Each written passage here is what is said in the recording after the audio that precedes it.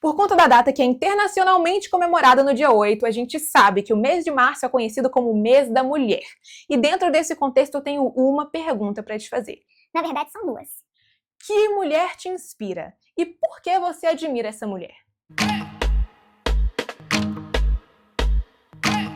Oi, eu sou a Esther e esse é o Demodê, um espaço em que a gente fala sobre história, cultura, moda, beleza e tem uns bate-papos bem interessantes. Ao longo da nossa vida, nós encaramos diversas figuras femininas que nós aprendemos a admirar, seja por convivência pessoal, como é o caso da nossa mãe, avó, tia, prima, amiga, professora e por aí vai, ou porque essas figuras nos foram apresentadas como sendo dignas de admiração, como é o caso das personagens que a gente estuda na aula de história na escola. Como Maria Curie, que ganhou não só um, mas 2 prêmios Nobel por conta da sua contribuição com a química e com a física. A médica brasileira Nise da Silveira, que contribuiu mundialmente com os estudos a respeito da psiquiatria, humanizando a prática. Nós temos também a figura da Malala Yousafzai, que ganhou o Prêmio Nobel da Paz por conta da sua contribuição a respeito da discussão dos direitos humanos, e também Rosa Parks, ativista dos direitos civis nos Estados Unidos da América. Todas figuras que a gente ouve na escola que são dignas de admiração e também fonte de muita inspiração. Mas além da nossa convivência pessoal e do que a gente aprende na escola, tem um terceiro lugar cheio de histórias de grandes mulheres que têm muito a nos ensinar. Na Bíblia. Por isso o vídeo de hoje é sobre mulheres inspiradoras que estão na Bíblia, mas de quem as histórias a gente não ouve muito falar. A primeira mulher de quem nós vamos falar é Abigail, que aparece no livro de 1 Samuel, no capítulo 25, e nos ensina muito a respeito de sabedoria e diplomacia. A Abigail era casada com um homem chamado Nabal, que quando a gente vai ler a história, quando a gente vai ler lá 1 Samuel, capítulo 25, vê que tinha uma postura bem arrogante.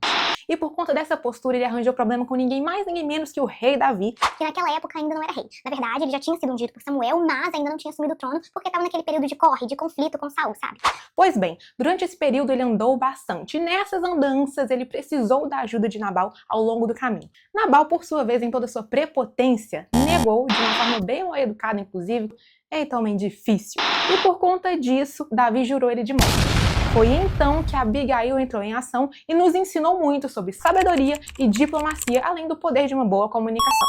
Abigail nos ensina sobre sabedoria quando ela toma a frente do problema e atua como apaziguadora em uma situação que parecia já ter um fim bem trágico pré-determinado. Ela envia até Davi as provisões que ele tinha pedido e precisava e depois vai até ele pessoalmente pedir clemência pela vida do marido. Davi então dá ouvidos a ela e em um versículo ele reconhece a sabedoria e a prudência dessa mulher. 1 Samuel capítulo 25, versos 32 ao 35 diz o seguinte: Então Davi disse a Abigail: Bendito o Senhor, Deus de Israel, que hoje mandou você ao meu encontro. Bendita seja a sua prudência e bendita seja você mesma, que hoje me impediu de derramar sangue e de me vingar com as minhas próprias mãos.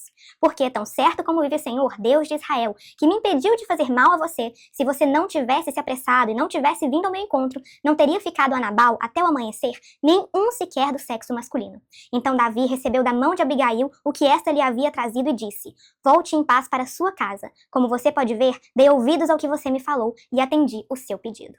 A sabedoria de Abigail impactou Davi, sua diplomacia despertou atenção, e ele ficou tão admirado que, posteriormente, quando Nabal realmente faleceu, dessa vez não, porque a pessoa só morre uma vez, né? Quando pouco tempo depois Nabal faleceu de causas naturais e Abigail ficou viúva, essa viuvez não durou muito tempo porque Davi se casou com ela. E a segunda mulher, que é pouco mencionada, mas que na minha opinião tem uma conduta que tem muito a nos ensinar, é a Rainha de Sabá. A postura dela nos ensina sobre humildade e também disposição. E essa postura, inclusive, fez com que ela fosse mencionada pelo próprio Jesus anos depois. Isso está escrito no livro de Mateus, no capítulo 12, versículo 42. A história da Rainha de Sabá é contada no início do capítulo 10 do livro de 1 Reis, mais especificamente nos versículos de 1 ao 13, que contam sobre uma mulher que veio de um reino distante porque tinha ficado muito curiosa a respeito da sabedoria do rei Salomão. Ela então decidiu tirar prova, fazer seus próprios questionamentos. E depois de todo esse interrogatório e de ver toda a glória e riqueza do rei, ela se sentiu convencida, abençoou o rei Salomão, reconheceu a sua sabedoria vinda da parte do Senhor e inclusive deu a ele muito mais riquezas que ela tinha trago junto com ela. Mas para a gente entender como uma rainha, que é mencionada tão brevemente, não tem nem o seu nome citado, porque em 1 Reis ela é referida como Rainha de Sabá, e posteriormente Jesus se refere a ela como Rainha do Sul. Sobre esse ponto, na verdade, existe uma curiosidade. A Rainha de Sabá não é mencionada apenas na Bíblia Sagrada, no Antigo e no Novo Testamento.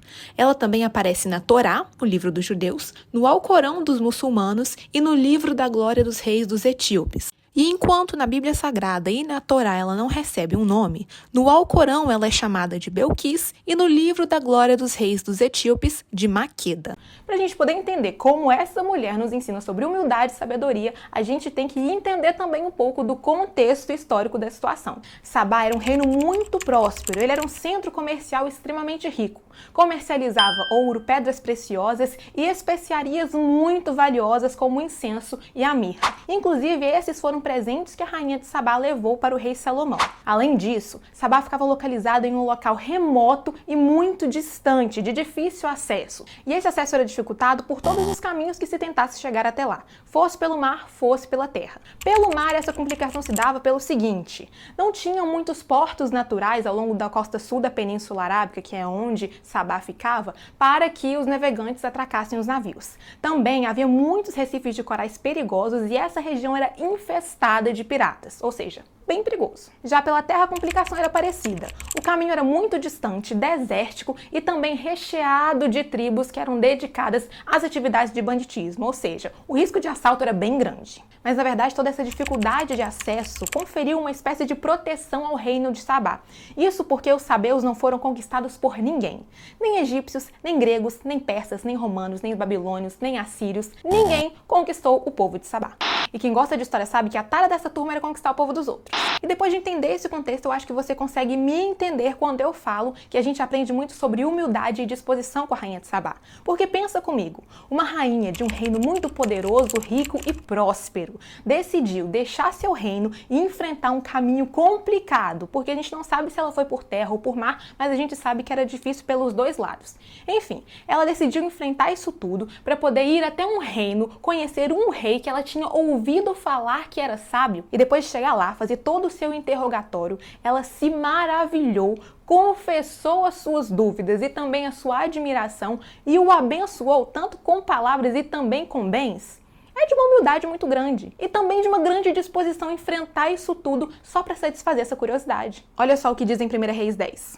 Quando a rainha de Sabá ouviu falar da fama de Salomão, com respeito ao nome do Senhor, veio prová-lo com perguntas difíceis. Chegou a Jerusalém com uma enorme comitiva, com camelos carregados de especiarias, grande quantidade de ouro e pedras preciosas. Ela se apresentou diante de Salomão e lhe expôs tudo o que trazia em sua mente. Salomão respondeu todas as perguntas que ela fez e não houve nada profundo demais que o rei não pudesse explicar. Quando a rainha de Sabá viu toda a sabedoria de Salomão, o palácio que ele havia construído, a comida que era servida na mesa dele, o lugar dos seus oficiais, o serviço dos seus criados e os trajes deles, seus copeiros e o holocausto que oferecia na casa do Senhor, ficou como fora de si e disse ao rei: é verdade o que ouvi na minha terra a respeito de você e a respeito da sua sabedoria. Eu, porém, não acreditava naquelas palavras, até que vim e vi com os meus próprios olhos. Eis que não me contaram nem a metade. Você supera em sabedoria e prosperidade a fama que eu vi. Felizes os homens à sua volta. Felizes estes seus servos que estão sempre diante de você e que ouvem a sua sabedoria. Bendito seja o Senhor, seu Deus, que se agradou de você e o colocou no trono de Israel. O Senhor ama Israel para sempre. E por isso ele o constituiu rei, para que você execute o juízo e a justiça. Ela entregou ao rei 4 toneladas de ouro, grande quantidade de especiarias e pedras preciosas. Nunca mais veio especiaria em tanta abundância como a que a rainha de Sabá ofereceu ao rei Salomão. Também os navios de Irão, que transportavam ouro de Ofir, traziam de lá grande quantidade de madeira de sândalo e pedras preciosas.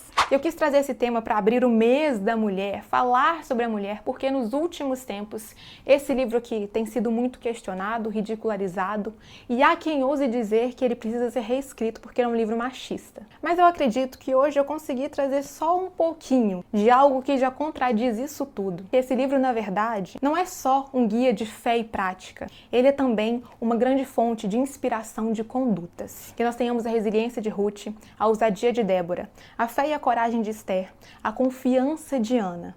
que nós também sejamos honradas com o compromisso que o Senhor nos deu como Maria, e ser imagem e semelhança de Cristo. A você, mulher, que assistiu esse vídeo até aqui, um feliz Dia da Mulher. E a você, homem, que também assistiu, encaminhe para as mulheres da sua vida. Como sempre, os comentários estão abertos para você deixar sua opinião, sugerir um vídeo, eu amo bater um papo. A sua curtida também é muito importante, não esquece. Também não esquece de compartilhar esse vídeo com os amigos, com a família, para as pessoas conhecerem essas histórias curiosas, mas que não são muito mencionadas sobre essas mulheres da Bíblia. E claro, salva para ver depois quantas vezes você quiser. Eu sou Esther Martins e esse foi o Demodê. Até o próximo!